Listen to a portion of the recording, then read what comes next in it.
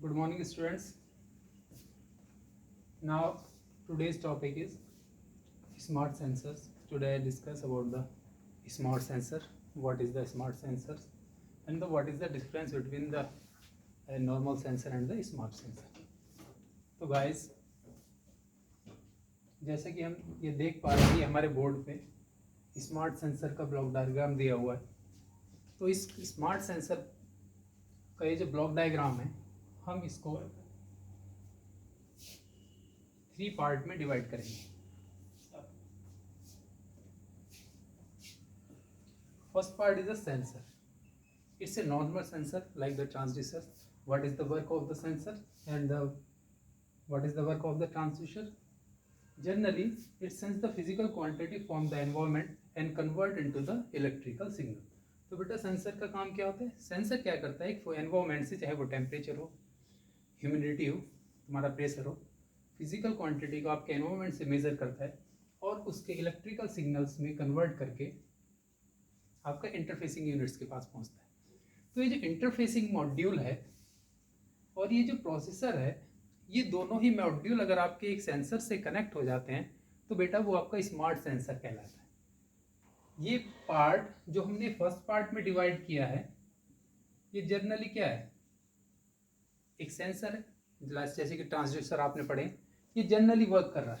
सिर्फ ये क्या काम कर रहा है, एक फिजिकल क्वांटिटी को सेंस करता है और उसे इलेक्ट्रिकल सिग्नल में कन्वर्ट करके आपको प्रोवाइड कराया था।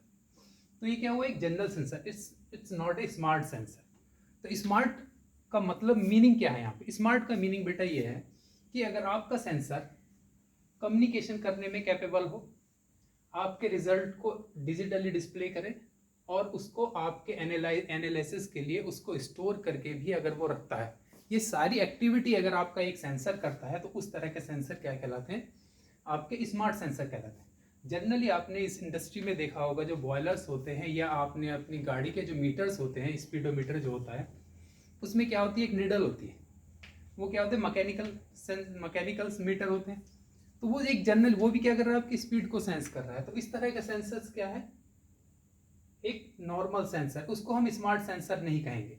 अगर आप इस सिग्नल्स को, आप इलेक्ट्रिकल सिग्नल्स को अगर डिजिटल में कन्वर्ट करके डिजिटल डिस्प्ले के रूप में अगर देख लेते हैं तो वो आपका क्या हो जाता है, सेंसर यही रहता है, बस उसका डिस्प्ले क्या हो जाता है, डिजिटल हो जाता है। तो इस तरह के सेंसर को भी हम स्मार्ट सेंसर नहीं कहेंगे, क्योंकि वो कैपेबल नहीं है कम्युनिकेशन के लिए। उसमें कोई भी प्रोसेसर यूनिट नहीं होती है और ना ही उसमें इंटरफेसिंग मॉड्यूल होता है। तो गाइस, फर्स्ट पार्ट जो हमारा होगा एक जनरल सेंसर होगा, जैसे कि हमारे ट्रांसड्यूसर्स होते हैं। तो सेंसर क्या वर्क करेगा, एक फिजिकल क्वांटिटी को, सपोज करो टेम्परेचर है, एक फिजिकल क्वांटिटी को सेंस करेगा और उसको इलेक्ट्रिकल सिग्नल में कन्वर्ट करके किस यूनिट के पास भेज देगा, interface unit, interfacing module. Interfacing module का काम क्या होता है, इंटरफेसिंग का मतलब क्या होता है, फर्स्ट ऑफ ऑल तो आपको ये पता होना जरूरी है। इंटरफेसिंग का मतलब बेटा होता है किसी के साथ भी कम्युनिकेट कराना। अब सेंसर ने तो हमारे इलेक्ट्रिकल सिग्नल प्रोवाइड किया है और प्रोसेसर किस तरह के सिग्नल को रीड करता है, डिजिटल। तो फर्स्ट ऑफ ऑल क्या करना पड़ेगा आपको, एनालॉग सिग्नल को डिजिटल में कन्वर्ट करना पड़ेगा, फिर उसके बाद प्रोसेसर से कम्युनिकेट कराने के लिए आपको इंटरफेसिंग मॉड्यूल की जरूरत होती है। तो बेटा इस इंटरफेसिंग मॉड्यूल में को हमने 3 पार्ट में डिवाइड किया है। First one is signal interfacing module, signal conditioning and ADC, analog to digital converter. तो what is the use of the signal conditioning? ये सिग्नल कंडीशनिंग क्या है बेटा, यहाँ पे सिग्नल कंडीशनिंग का मतलब है किसी भी सिग्नल को कंडीशन करना।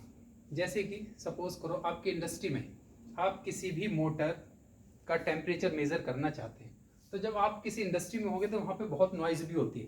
तो कभी कभी क्या होता है कि सेंसर का जो आउटपुट है, सेंसर का आउटपुट जब इंटरफेसिंग मॉड्यूल के पास जाता है या प्रोसेसर से आप उसे कम्युनिकेट कराने के लिए भेजते हैं, तो उसमें बहुत नॉइज हो जाती है, कभी कभी सिग्नल वीक भी होता है। तो बेटा उस नॉइज को रिमूव करने के लिए और अपने सिग्नल को एम्प्लीफिकेशन करने के लिए इस पूरी यूनिट की जरूरत होती है। ये सिग्नल कंडीशनिंग एक ब्लॉक डायग्राम है, लेकिन इस सिग्नल कंडीशनिंग के अगर आप कंपोनेंट देखें तो सिग्नल कंडीशनिंग में क्या क्या होता है, आपका फिल्टर भी होगा। तो ये सभी पार्ट्स किसके हैं, सिग्नल कंडीशनिंग के। उसके बाद जब आपका सिग्नल एक अप्रोक्सीमेट प्रॉपर सिग्नल के रूप में आ जाता है तो फिर क्या काम करते हैं, एनालॉग टू डिजिटल कन्वर्ट के पास जाता है, जो उसके एनालॉग सिग्नल्स को डिजिटल में कन्वर्ट कर देता है। फिर उसको इंटरफेस कराते हैं किसके पास? प्रोसेसर यूनिट के पास। प्रोसेसर यूनिट क्या काम करती है? अब सपोज करो आप एक फीडबैक सिस्टम डिजाइन करना चाहते हैं। जनरली क्या होता है, जो आपका एक स्मार्ट सेंस, जो नॉर्मल सेंसर होते हैं वो आपको सिर्फ फिजिकल क्वांटिटी को सेंस करते हैं और इलेक्ट्रिकल सिग्नल में कन्वर्ट कर देते हैं, उनके बाद उसका रोल खत्म हो जाता है। सपोज करो आप किसी रूम का टेम्परेचर कंट्रोल करना चाह रहे हैं, तो बेटा टेम्परेचर कंट्रोल करना चाह रहे हैं और वो भी ऑटोमेटिकली करना चाह रहे हैं। अगर आपके पास सिर्फ ये सेंसर है तो आप सिर्फ टेम्परेचर देख सकते हैं, एसी या किसी भी एसी को या एसी को कंट्रोल नहीं कर सकते, या किसी रूम का टेम्परेचर कंट्रोल नहीं कर सकते। अगर किसी रूम का टेम्परेचर आपको ऑटोमेटिकली कंट्रोल करना है तो बेटा जो आपका सिग्नल, जो आपका सेंसर आपको सिग्नल प्रोवाइड करेगा उसके अंदर एनालिसिस करने की भी क्षमता होनी चाहिए। और वो एनालाइज करने की जो क्षमता कहाँ से आती है? प्रोसेसर से आती है। तो सपोज करो आप किसी रूम का एक टेम्परेचर एसी के थ्रू ऑटोमेटिकली कंट्रोल करना चाहते हैं, जैसे कि आजकल की एसी आती है उसमें ऑटोमेटिकली अगर आप उस पर 20 डिग्री पे सेट कर देते हैं रूम टेम्परेचर, तो वो अपने आप जैसे ही टेम्परेचर 20 के ऊपर जाता है तो ऑन हो जाती है, और जैसे ही 20 से ज़्यादा नीचे जाता है तो फिर वो ऑफ हो जाती है। इसी तरह से ऑन ऑफ ये प्रोसेस चलता रहता है। तो भाई जो सेंसर है, जनरली सेंसर तो आपके टेम्परेचर को सेंस करेगा, तो लेकिन फिर आपको एसी को किस तरह से पता चलेगा कि रूम का टेम्परेचर जो है 20 डिग्री से कम हो गया है? तो गाइस सेंसर उसको सेंस करेगा, इंटरफेसिंग मॉड्यूल से प्रोसेसर के लिए, प्रोसेसर से इंटरफेस कराने के लिए रेडी करेगा, जिसके पार्ट सिग्नल कंडीशनिंग और एनालॉग टू डिजिटल कन्वर्टर है। उसके बाद प्रोसेसर में वो आ जाएगा। जब इसे कम्युनिकेट करेंगे तो बेटा यहाँ पे एक यूनिट सेट कर देंगे हम।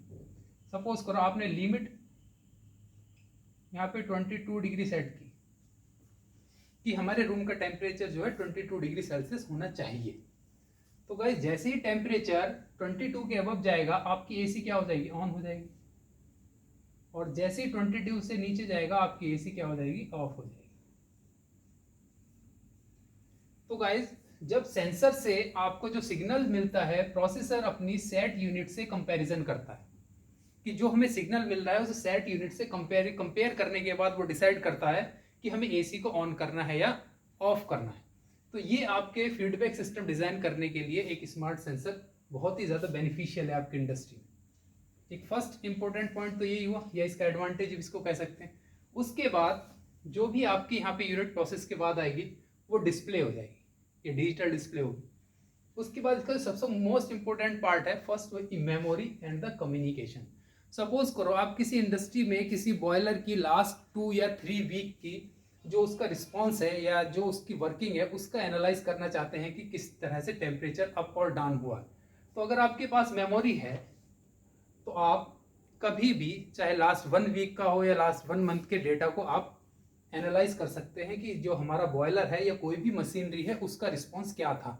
अगर रिस्पॉन्स में कुछ गड़बड़ होगी तो क्या करेंगे आप? तुरंत उसकी मेंटेनेंस की सोचेंगे कि इसका मतलब हमारी मशीनरी में कहीं ना कहीं कुछ ना कुछ प्रॉब्लम चल रही है। तो बेटा सेकंड एडवांटेज क्या हुआ? ये मेंटेनेंस कॉस्ट को भी लो कर देता है, क्योंकि आपको जो प्रॉब्लम आपकी मशीनरी में आ रही है आने से पहले ही ये आपको क्या करेगा, जब आप इस डेटा को एनालाइज करेंगे अगर इसमें वेरिएशन होगा तो आप समझ जाएंगे कि आपकी जो मैकेनिकल यूनिट है या जो भी आप टेम्परेचर बॉयलर का स्टडी कर रहे हैं ये आपको उसके रिस्पॉन्स को बता देगा।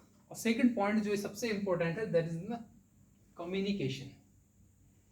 पहले क्या होता था? पहले जो मैकेनिकल मीटर्स आते थे या स्ट्रेन गेज इस तरह के जो मीटर्स होते हैं वो सेंसर सेंस करके आपको डायरेक्टली दिखाता था। तो आपको क्या होता था? बार बार उस यूनिट के पास जाना पड़ता था उसका रिस्पॉन्स देखने के लिए। सपोज करो आप बॉयलर का टेम्परेचर कर रहे हैं या किसी चीज़ की ह्यूमिडिटी को कंट्रोल कर रहे हैं तो आपको क्या होगा? बार बार उस मीटर के पास जाना होगा।